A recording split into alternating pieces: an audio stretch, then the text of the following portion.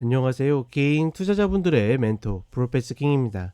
5월 8일 기술적 분석이 좋은 모닝 브리핑 출발해 보도록 하겠습니다.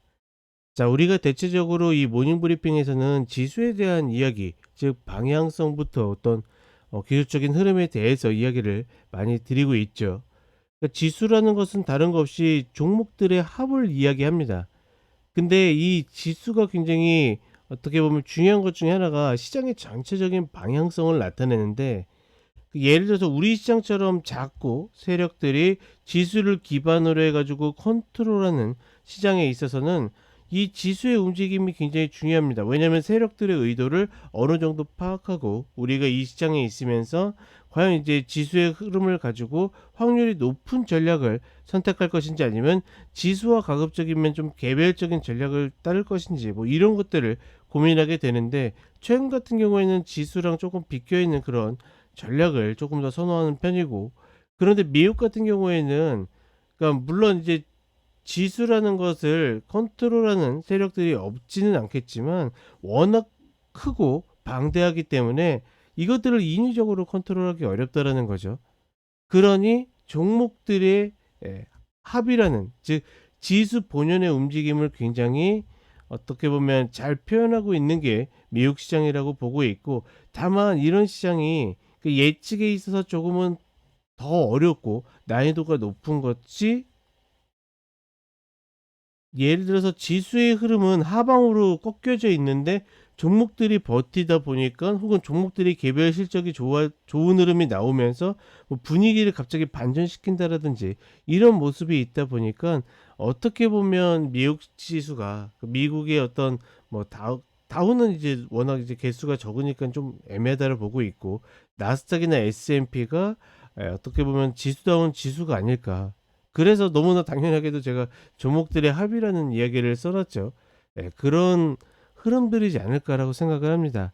제가 이 이야기를 드린 이유는, 지금 미국 시장 같은 경우에는 위치 자체가 진퇴양난이에요. 좀 이따가 차트 같이 보겠지만 여기에서 위로 올라가서 정고를 넘어가기도 좀 어렵고, 그렇다고 이제는 양훈 상단을 다시 깨고 내려가기도 상당히 이제 좀 애매해졌다라는 것은, 매수도 매도도 서로 힘쓰기가 좀 버거운, 자신 있게 쓸 수 있는 그런 구간이 아니다. 그렇다라는 것은 결국은 어떤 거시적인 이벤트나 이런 것들이 발생을 해야지 움직일 가능성이 높지 않겠는가.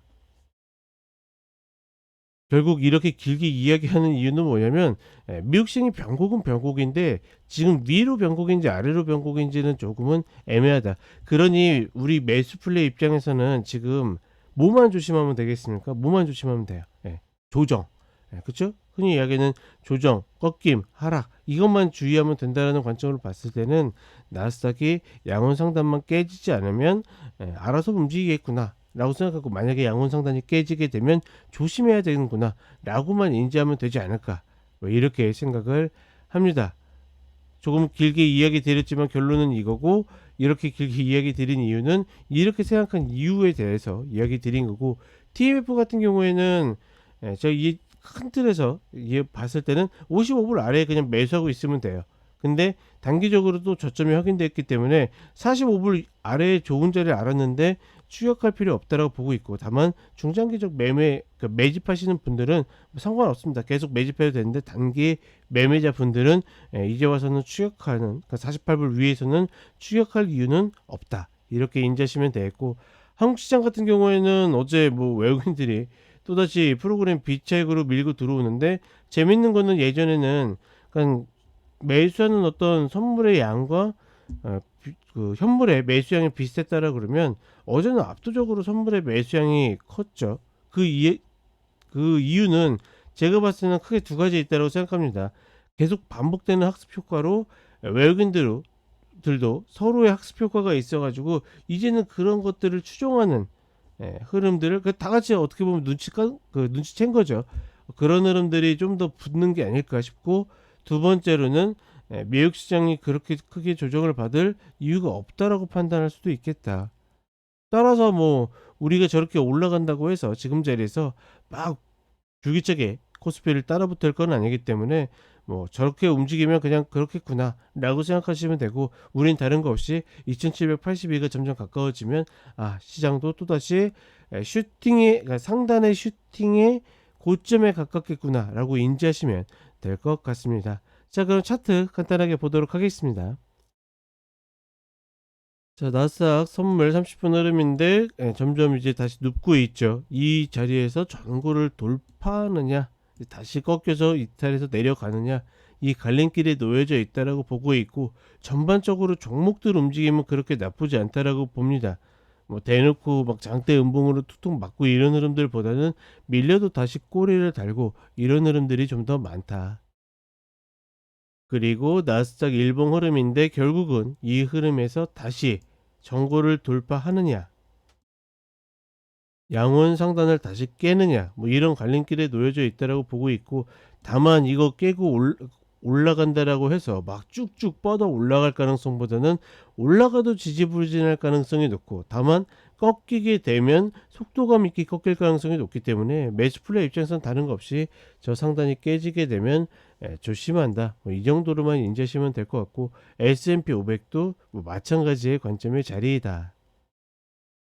그리고 TMF 같은 경우에는 예상보다 강한 슈팅이 나왔지만, 언더슈팅이 나왔지만 다른 거 없이 다시 이 관점으로 봤을 때는 65불 라인을 가는 과정 중에 하나라고 보고 있고, 다만 55불 아래를 확인했기 때문에, 즉 우리가 고점을 확인한 거나 저점을 확인한 거나 똑같은 개념이죠. 저점을 확인했기 때문에 단기 매수자는 여기서 추격할 필요 없지만, 중장기 매집자는 뭐 계속 매집해도 괜찮다. 그리고 코스피의 흐름을 보게 되면 어제도 이야기 드렸던 것처럼 갭으로 양원 상단을 타고 올라가는 모습을 보여주고 있고, 뭐 이때 올라갔을 때도 마찬가지고 외국인들의 프로그램 비책 매수로 어마무시한 매수세를 보여주고 있는데, 저는 개인 투자자분들이 이 위에서 매도하는 거는 잘했다고 생각합니다. 다만 이전처럼 좀 빠르게 매수를 들어가는 것은 조금은 지양해야 되지 않을까라고 보고 있고, 이런 매수세에 발맞춰서 선물을 훨씬 더 많이 매수했다라는 것은, 물론 방향성이 상방이라고 할 수도 있지만, 어떻게 보면 외국인들 안에서도 자승자박, 즉 본인들이 저렇게 답을 정해놓고 계속 습관적으로 움직이다 보니까 본인들이 파놓은 함정에 걸릴 수도 있다라는 거. 그러니 쟤네들이 매수한다라고 해서 우리가 적극적으로 혹은 막 긍정적으로 생각할 이유는 전혀 없다라고 생각한다. 그런 부분들 같이 참고하시면 되겠고, 그런 면에서 봤을 때는 코스닥이 조금 더 자유롭지 않겠는가. 아니 왜 코스피는 저렇게 올라가고 코스닥은 별로 안 올라가는데 자꾸 코스닥을 선호하냐, 이렇게 물으신다라 그러면, 다른 거 없이 지금 자리에서 삼성전자나 SK하이닉스를 들어갈 수 있느냐. 개인 투자자분들은 절대적으로 매수를 할 수 없는 자리이기 때문에, 내가 매수할 수 있는 것을 한다라는 관점에서는 코스닥이 혹여 잘린다 하더라도 기존 흐름에서도 그렇고 좀 더 매매적 관점으로 맞다라고 판단합니다. 이런 부분들 같이 염두하시면서 가시면 좋을 것 같습니다. 자, 그럼 저는 오전 시황과 종목대 다시 찾아뵙도록 하겠습니다.